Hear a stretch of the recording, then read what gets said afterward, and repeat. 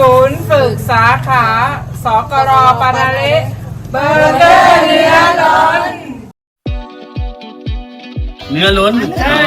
เดิมเหมือนคุณครูเขาหั่นเนื้อ เนื้อล้น หั่นเนื้อแบ่งครึ่ง ม พอเดินมาบอกว่าไม่เอาเนื้อเต็มๆไม่ต้องหั่นจะได้จุกๆเขาบอกว่าเกินก็เลยบอกไม่เป็นไรเป็นเบอร์เกอร์เนื้อล้น อ๋อ เนื้อล้นจุกๆ นี่แหละ ค่ะ ที่มาที่ไป นายจรสุขบานนายอำเภอปานาเละเยี่ยมชมศูนย์ฝึกและพัฒนาอาชีพชายแดนปัตตานีสาขาสกรระดับอำเภอปานาเละได้มีการสาธิตทำขนมเบอร์เกอร์จิ๋วเนื้อสันณห้องสมุดประชาชนอำเภอปานาเละจังหวัดปัตตานี